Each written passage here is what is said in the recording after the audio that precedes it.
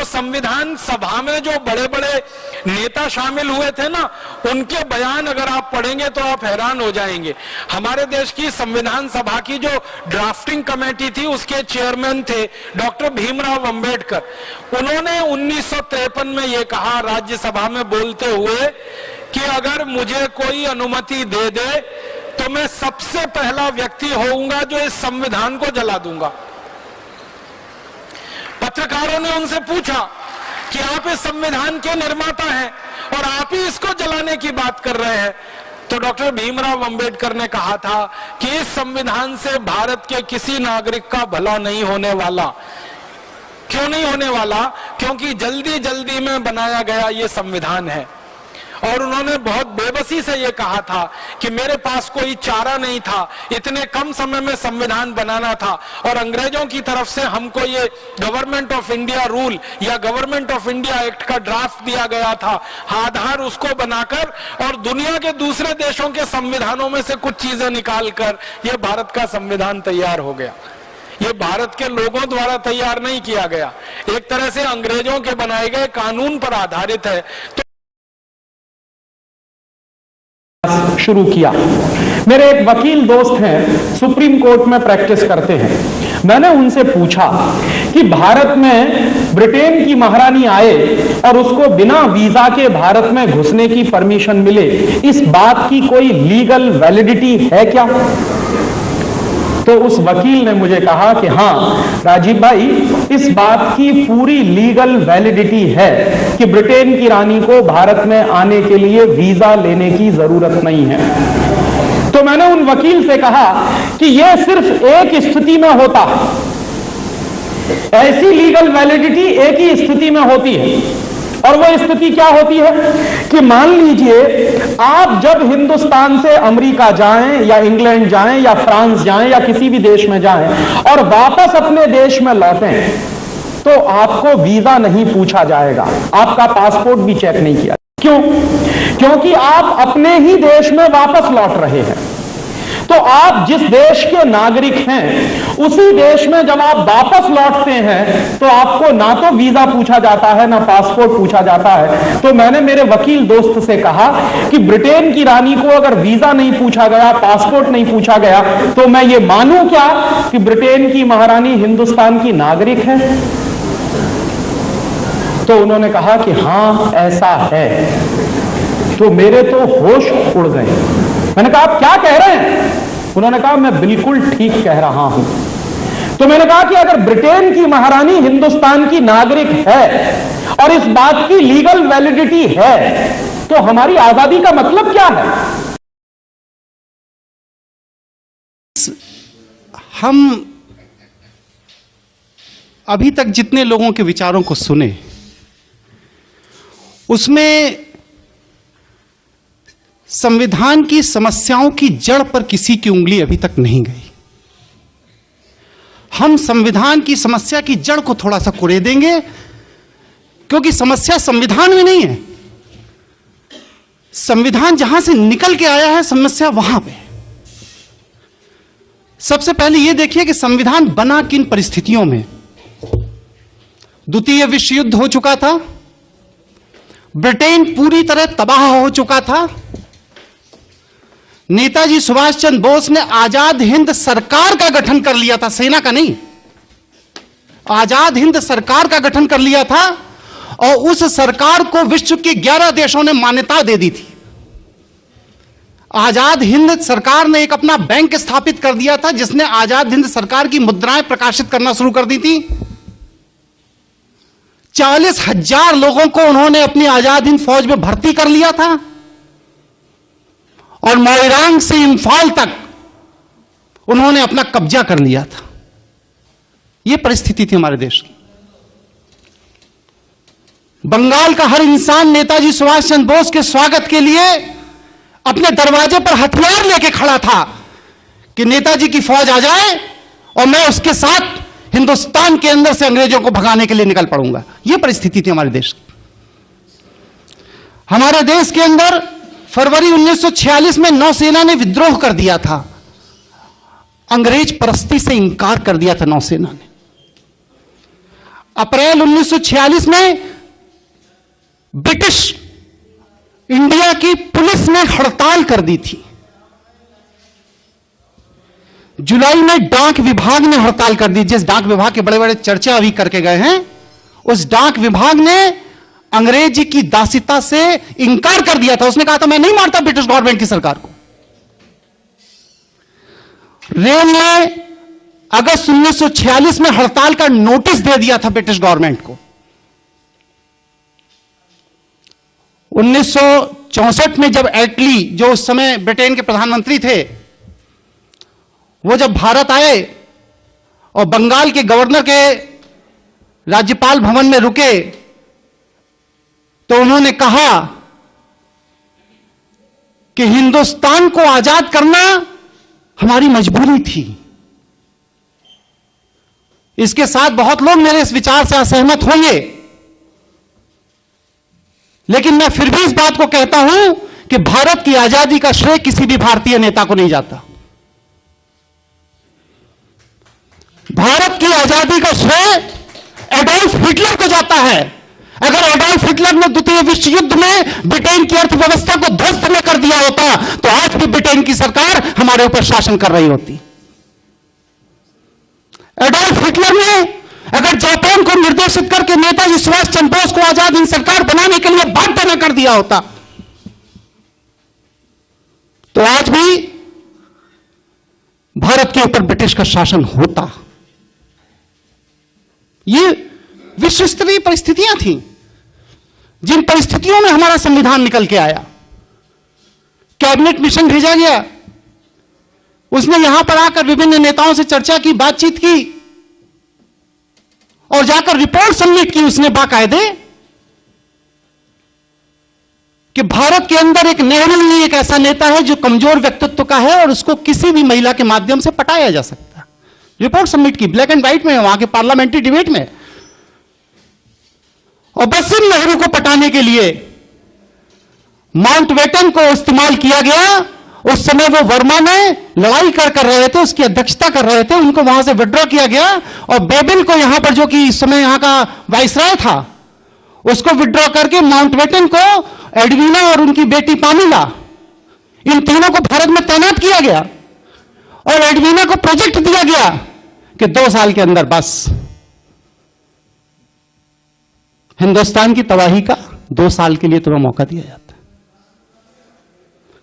हम लोग बड़े गर्व से कहते हैं कि भारत का संविधान अंबेडकर जी ने बनाया। गलत है सूचना। भारत के संविधान निर्माण के लिए 6 कमेटियों का गठन किया गया था और भारत का संविधान जो निर्मित होकर के आया, जो बाहर निकल के आया, वो भीमराव अंबेडकर की देन नहीं तो जवाहरलाल नेहरू की देन थी। जवाहरलाल नेहरू ने जो कार्यकारिणी समिति का गठन किया, उस कार्यकारिणी समिति में उनके साथ में कौन कौन था? आसफ अली, के एम मुंशी, के टी शाह, के शांताराम, हुमायूं कबीर, डी आर गाडगिल।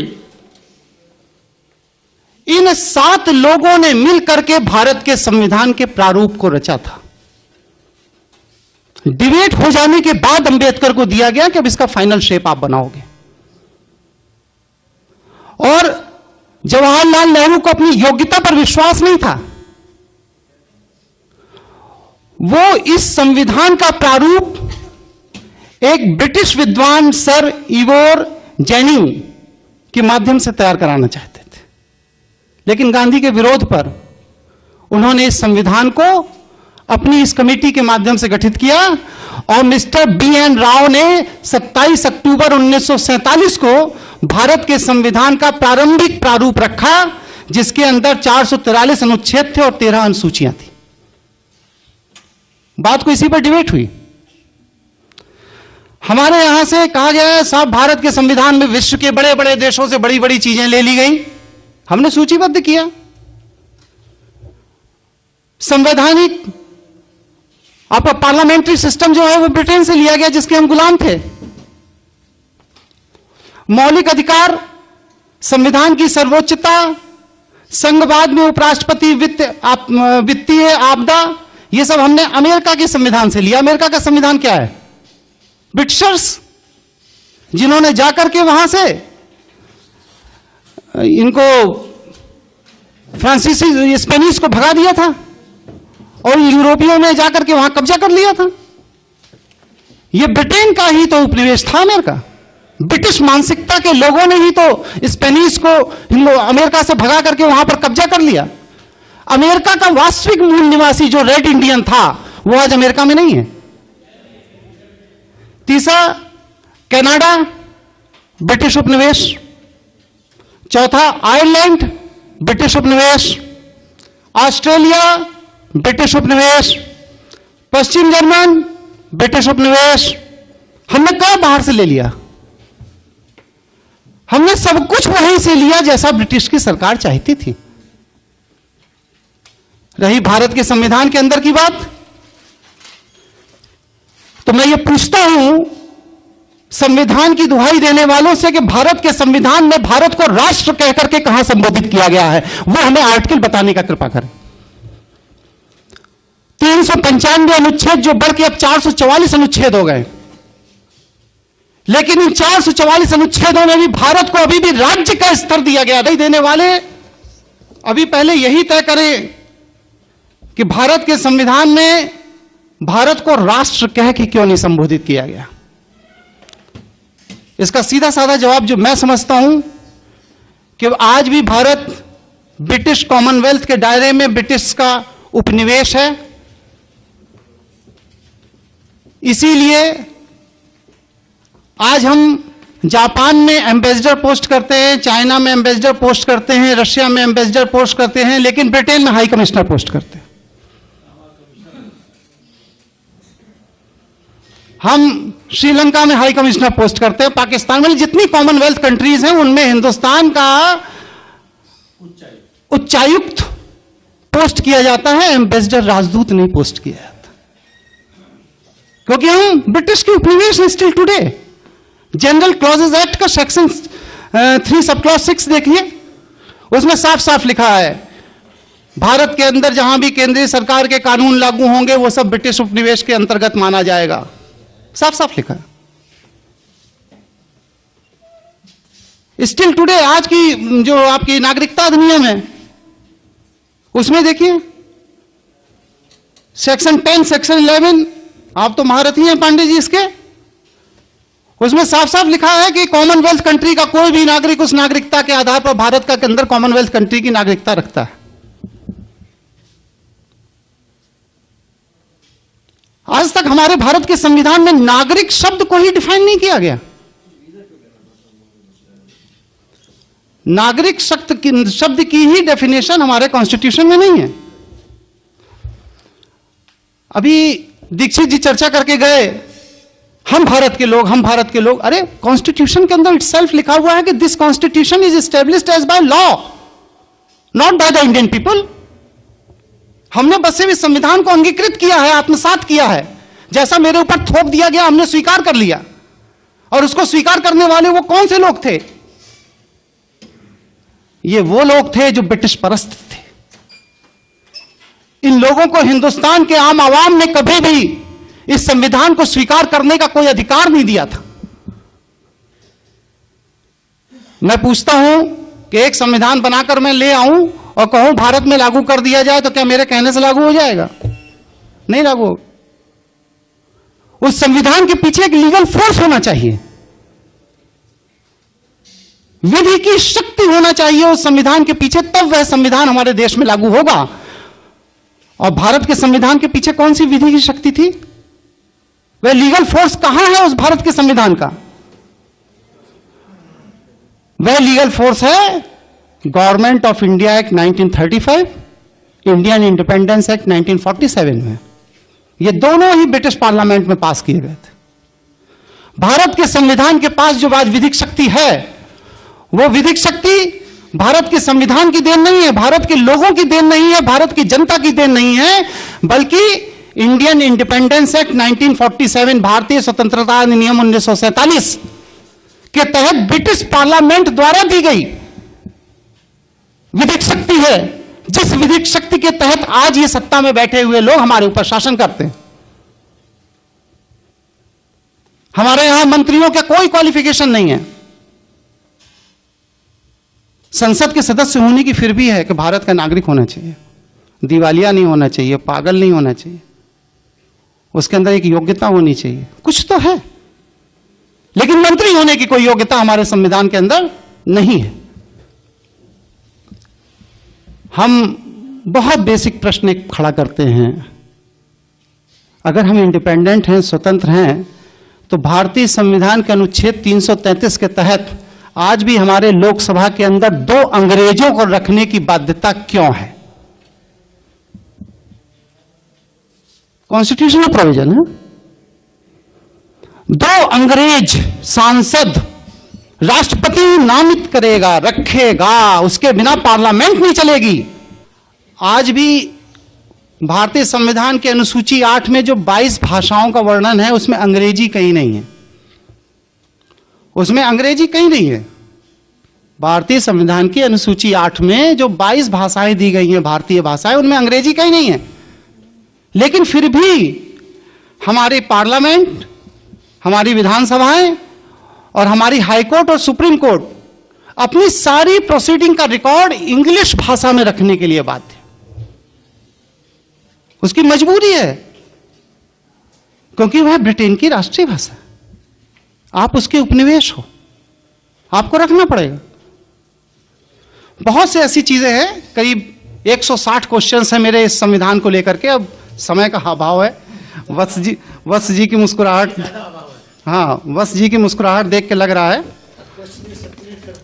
हाँ, ये मैं सर्कुलेट कर दूंगा। लेकिन बस 1, 2, 3 पॉइंट ये अपनी बात कह करके मैं मामले को खत्म करता हूं। मैं ये संविधान विशेषज्ञों के सामने ये जानना चाहता हूं कि हमारा देश संविधान से चलता है या संवैधानिक विधि से चलता है।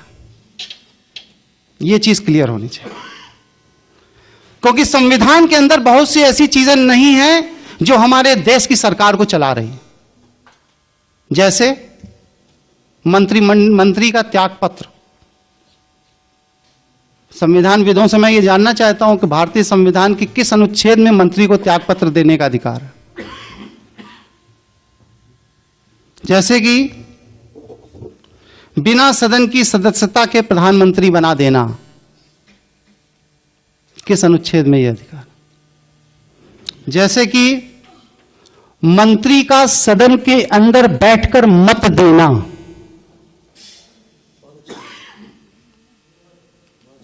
लेजिस्लेचर अलग है, एग्जीक्यूटिव अलग है। इसकी खिचड़ी कैसे बना दी जाती है? कॉन्स्टिट्यूशन में कहां प्रोविजन है कि मंत्री सदन के अंदर बैठ करके सांसदों के साथ मत देगा और बिल पास कर देगा? जैसे कि न्यायमूर्ति और न्यायाधिपतियों की नियुक्तियों में लॉ मिनिस्टर का हस्तक्षेप। जब जुडिशरी इंडिपेंडेंट है, राष्ट्रपति और सीजीआई मिलकर के न्यायाधीशों की नियुक्ति कर रहे हैं, कॉन्स्टिट्यूशन में क्लियर कट प्रोविजन है, तो प्राइम मिनिस्टर हाउस और लॉ मिनिस्टर हाउस फाइल जाने और उनकी अप्रूवल की क्या जरूरत पड़ती है? इसका मतलब है कि आप कार्यपालिका के अधीन न्यायपालिका को रखना चाहते हो। उप प्रधानमंत्री 2 बार हुए हमारे यहां। कॉन्स्टिट्यूशन में कहां व्यवस्था है भाई कि उप प्रधानमंत्री का पद होगा और उसके लिए भी आदमी रखा जा सकता है? राजनीतिक दलों के गठन की व्यवस्था हमारे संविधान में कहां है? जो कांग्रेस बन गई, बीजेपी बन गई, बसपा बन गई, सपा बन गई, ये बन गई, वो बन गई, किस आर्टिकल के तहत? हमारे कॉन्स्टिट्यूशन के निर्माताओं ने, निर्माण करने वालों ने तो राजनीतिक दलों के गठन की कभी कोई बात ही नहीं सोची थी। और उससे बड़ी बात क्या, नेता विरोधी दल संविधान में कहां है भाई? नेता विरोधी दल। अल्पमत पे सरकार को गिरा देना, कॉन्स्टिट्यूशन में कहां प्रोविजन है? क्या अल्पमत बहुमत वाली सरकार बनाएगा और उसके लिए इलेक्शंस होंगे और फिर इसके बाद अलग अल्पमत हो जाता है तो एक वोट के अभाव में टिकट सरकार गिरा दी जाएगी? कॉन्स्टिट्यूशन में कहां प्रोविजंस हैं ये सब? जैसे कि शून्यकालीन सत्र को चलाना, शून्यकालीन सत्र का प्रोविजन हमारे कॉन्स्टिट्यूशन में कहां? मुझे तो नहीं मिला। जैसे कि संसदों के वेतन और भत्ते का निर्धारण स्वयं सांसद करेंगे। ये कहां है हमारे कॉन्स्टिट्यूशन? बहुत सी चीजें हैं। बहरहाल समय का अभाव है, संक्षेप में अपनी बात कहता हूं और इसके बाद 2 मिनट के अंदर अपनी बात खत्म करता हूं। 1885 के गदर के बाद W.H. व्यूम ने एक 1600 पन्ने की एक थीसिस सबमिट की थी, जिसमें उन्होंने ये बात कही थी कि भारत के अंदर दोबारा क्रांति ना हो, इसके लिए मैं कुछ फार्मूले दे रहा हूं। पहला फार्मूला तो यह है कि सारे ब्रिटिश मानसिकता के लोगों को एक मंच पे लाके खड़ा कर लिया जाए और वह मंच राजनीतिक मंच हो, और उसी राजनीतिक मंच के तहत ब्रिटिश मानसिकता के लोगों को एक मंच पे लाने के लिए जिस पार्टी का गठन किया गया उसे भारतीय राष्ट्रीय कांग्रेस पार्टी कहा जाता है, जो आज कांग्रेस है। दूसरी बात, भारतीयों को बांटने के लिए धर्म, भाषा, क्षेत्र, जमींदार और किसान, पूंजीपति और श्रमिक, अमीर और गरीब, शिक्षित और अशिक्षित, हरिजन और सवर्ण के नाम पर समाज को बांट दो, इतने टुकड़े कर दो इसके कि ये कभी यूनाइट ना हो पाए, और जब ये यूनाइट नहीं होंगे तो क्रांति नहीं होगी, हमारा शासन चलता रहे। आज हमारी सरकार उसी पैटर्न पे चल रही है, उसी तरीके से चल रही है। और जहां तक भारतीय नागरिकता अधिनियम में अभी लेटेस्ट अमेंडमेंट आ गया है, for your kind information mister Pandey ji, कि 26 जनवरी 1950 से लेकर के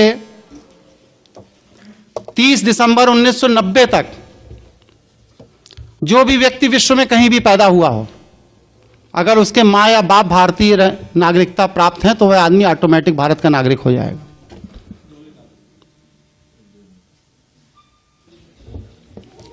तो ये जो सुनियोजित षड्यंत्र जो हमारे देश को दोबारा कब्जा करने का हो रहा है, इसके लिए हम बुद्धिजीवियों की आपस में चर्चा की जरूरत है। समय का अभाव है, लेकिन मैं एक अनुरोध करूंगा और इसके बाद अपनी बात खत्म करूंगा कि अगली बार 2 दिन का आप सत्र चलाइए और हर व्यक्ति को पूरी बात कहने का मौका दिया जाए। इसके बाद बात समाप्त करता हूं। धन्यवाद।